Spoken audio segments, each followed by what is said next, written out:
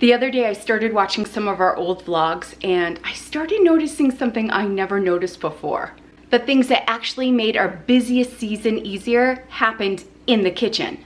And the funny thing is I'm still doing many of them today. I want to take some of the systems I used when all 4 kids were home, show you what they look like now, and more importantly, why I still use them. Because getting ready for the fall doesn't mean you need to overhaul your whole kitchen. Sometimes it's just looking ahead and asking, where is life going to get harder and what can I make easier now? And for me, one of the first places I learned that was mornings. When I had 4 kids at home, mornings felt like a race we ran every single day. Is your shirt on? Mm-hmm. Is your socks on? Mm-hmm. Is your shoes on? No. Go finish, Bubba. Back then, I thought successful mornings happened because I got up early enough. Which didn't happen all the time. I am not a morning person. I think successful mornings actually started the days before or even the night before. And apparently younger me thought that too. I found a video called Lazy Mom's Breakfast Hacks. And watching now, I don't think they were lazy hacks at all. I was just trying to make the next morning easier. Every pancake I froze, every homemade oatmeal packet I made, every muffin waiting in the freezer was one less thing I had to think about the next morning. The breakfast wasn't really the system. Preparing it before I needed it was the system. At the time, I thought I was making breakfast.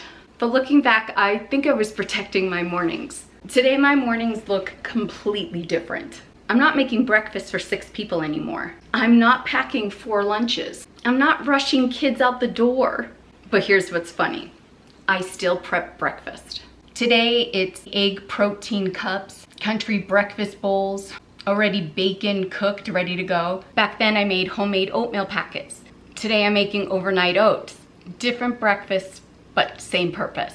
And this doesn't mean spending hours meal prepping the night before. Sometimes it's really small things, like set up the coffee maker, put tomorrow's breakfast together, or a lunch ready to go for work tomorrow. Move the meat you need for tomorrow's dinner from the freezer to the refrigerator. Clear the sink and run the dishwasher.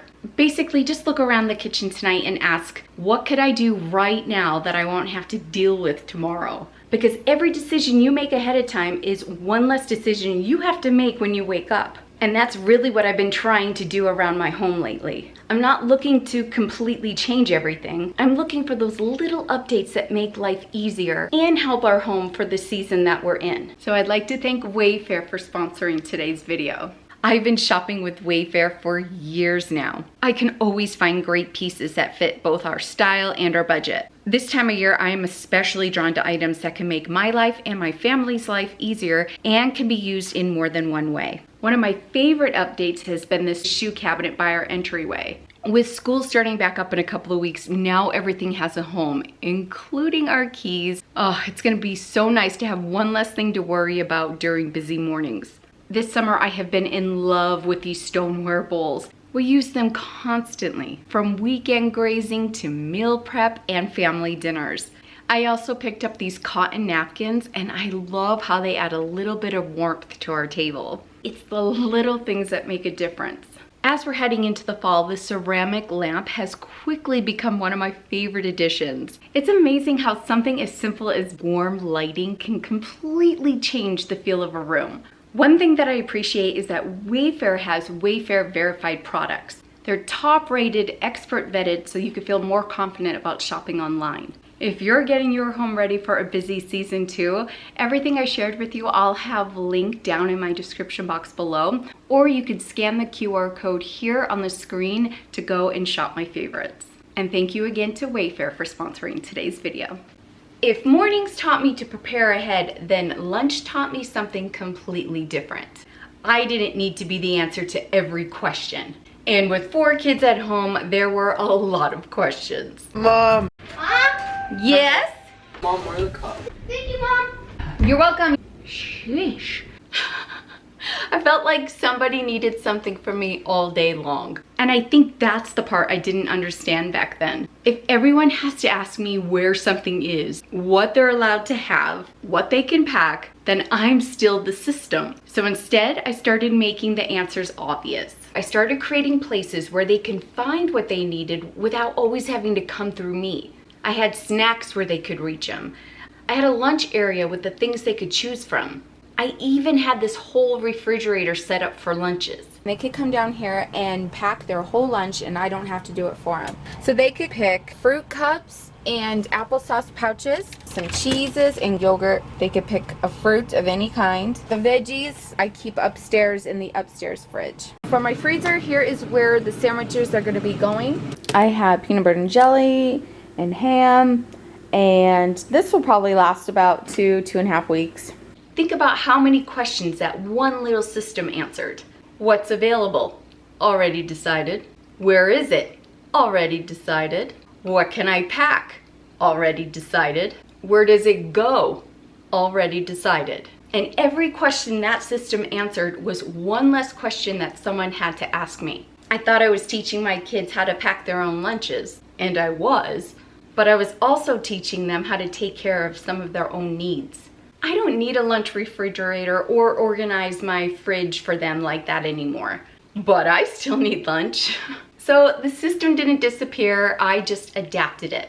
These are some new containers that I picked up to make what I jokingly call my grown-up Lunchables. I can add some cheese, meat, crackers, fruit, veggies, whatever we have. And I can have something in the refrigerator that's ready when I need it. I'm still doing what I did all those years ago. I'm just doing it for the life I'm living now. And I still like to have easy grab and go foods together.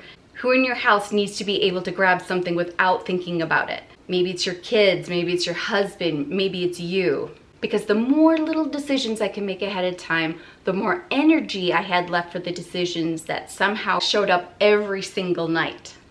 What's for dinner? You would think after all these years I would have figured out how to make that question go away. Nope, it still comes every night. But what has changed is I stopped planning dinner for the version of me who always had time and energy. Yes, I had more energy back then with 4 little kids than I do now. So I started planning for the version of me who's tired. When all 4 kids were home, that meant making big batches. Casseroles, freezer meals, slow cooker meals. Things that I could pull out at night when practice ran late or the day just didn't go according to plan. At the time, I thought it was meal prepping, but looking back, I was preparing for the days where I knew I wouldn't have much to give. And I think this is sometimes where we get meal planning wrong. We plan on meals based on the person we hope we're going to be. Oh yeah, Thursday night I could definitely make that recipe that takes an hour. And then Thursday you gets here and Thursday you has other opinions. So now I try to look at my week realistically. Where am I going to be tired? Where am I going to be rushed? What night is dinner more likely going to fall apart? That's the night I prepare for. And just like breakfast and lunch, this system has changed with our family. Years ago, I might have frozen a casserole big enough to feed 6. I don't need that anymore or very often. So now I'm making some of our favorite meals, but I'm freezing them in individual portions. Same slow cooker meals, same casseroles, just packaged for the season we're in now. When I'm stocking meals like this, I'm not trying to fill an entire freezer in one day, although it's nice and pretty convenient. I'm looking at meals we're already making.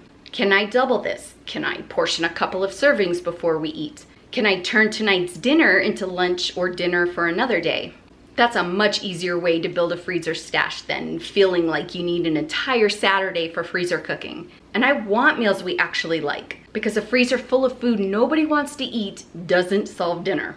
And maybe freezer meals aren't your thing, and that's okay. Maybe for you it's a slow cooker meal ready to go. Maybe it's leftovers planned on purpose. The meal isn't the point. The point is, what can I do today that future me will be thankful for at 5 o'clock? And this is one of the things I like to do before fall gets busy. I know the calendar is going to start filling up and the days are going to get shorter. So before life gets hectic, I like to have a few dinners ready to go before I need them. The goal is to know what your dinner looks like on your hardest night. It's not just food that makes our days easier. It's how I set up the space around us too. A few months ago, I actually went through and reorganized a lot of this kitchen. But looking back at that footage now, I noticed I was still doing the exact same thing I did when my kids were little. I was organizing around how we actually live. I wasn't trying to completely change my kitchen. I was looking at the places that weren't working well anymore, what we were reaching for all the time, what was hard to get to, what was taking up valuable space even though we barely used it. And more importantly, does the kitchen still make sense for the life that we're living now? And when I look back 15 years ago, apparently I've always done this. I had breakfast stations, lunch stations, stations for my recipes, and the big one was the homework station. But the things I was organizing weren't really the point. I was putting the things we use most where they're the easiest to use. Back then I needed storage for 6 and today I don't.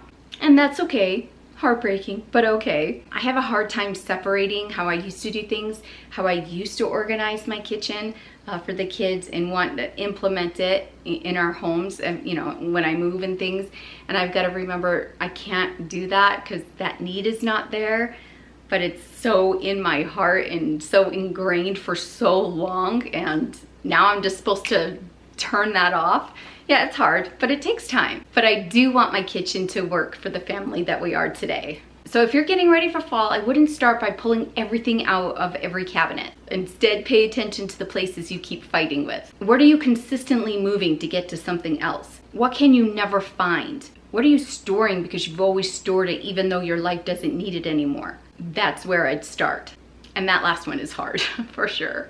Organizing your kitchen isn't about having it looked organized. It's really about making your kitchen easier to use. Here's what I've learned about those little annoyances in the kitchen. One of them doesn't feel like a big deal, but they stack up. You can't find the measuring cup, the lid that you can't find, the scissors that disappear, the junk drawer that won't close, the pan you need is underneath 4 other pans. You walk across the kitchen 3 times because the things you use together are stored in completely different places. And when you're already tired and trying to get dinner on the table, those tiny frustrations can make a simple job feel so much harder than it needs to be. That's why I don't organize just to make something look pretty. I organize to remove steps. So when I'm organizing a kitchen, I'm looking at how we can actually move through it. Where do I prep?